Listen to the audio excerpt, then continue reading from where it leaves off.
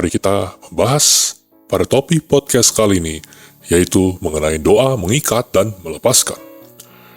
Kita sebagai orang percaya memiliki kuasa untuk mengusir roh jahat, Lukas 10 ayat 19.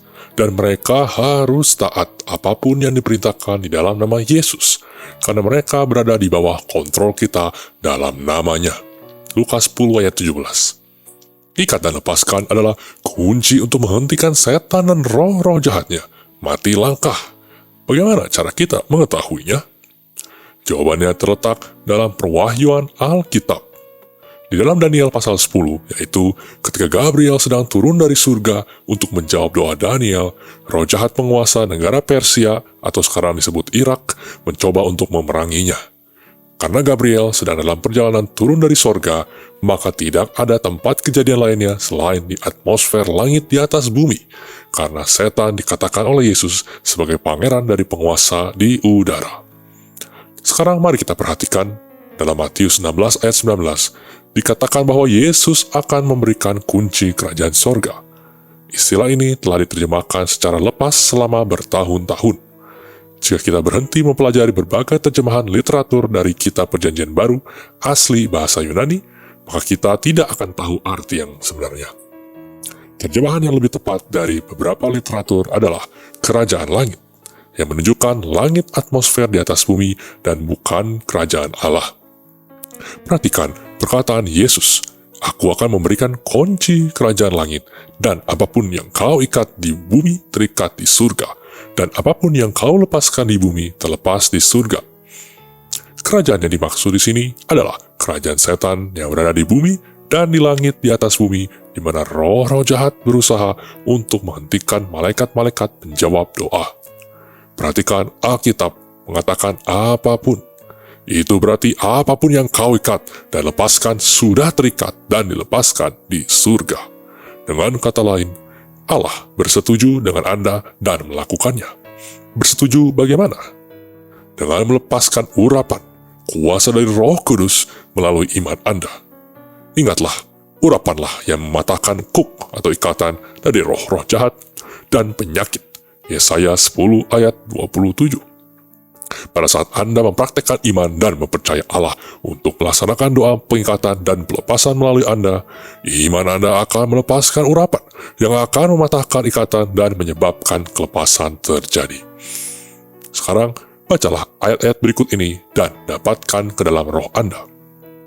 Matius 16 ayat 19, Matius 18 ayat 18, dan Matius 12 ayat 29.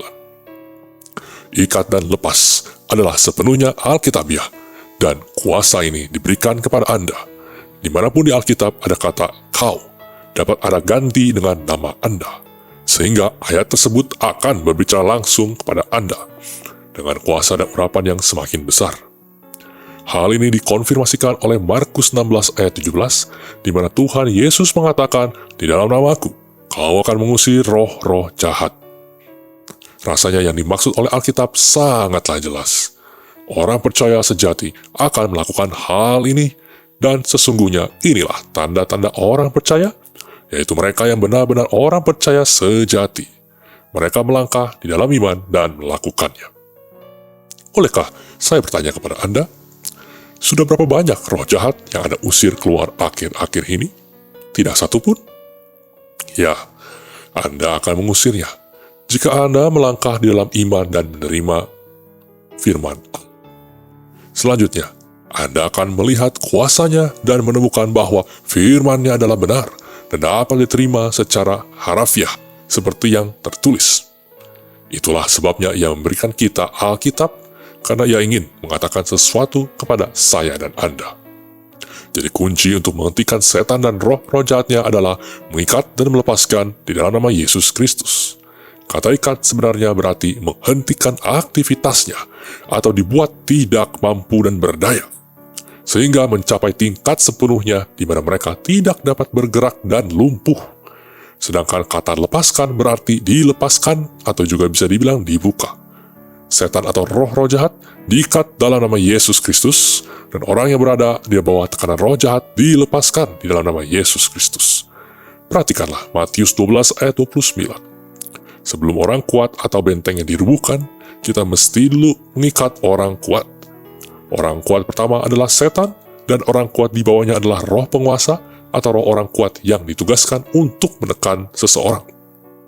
Perintah untuk mengikat dan melepaskan pertama ditujukan kepada setan, kemudian ikat penghulu-penghulu atau roh orang kuatnya, serta roh-roh jahat yang berada di bawah mereka. Perintahnya diucapkan dengan gaya bahasa Anda sendiri. Percayalah bahwa Roh Kudus akan memimpin. Mari berjalan dalam kuasa Roh Kudus dan mengupas tentang peperangan spiritual. Subscribe YouTube channel kami dan nyalakan lonceng notifikasi serta follow sosial media kami untuk mendapatkan konten Kristiani secara reguler.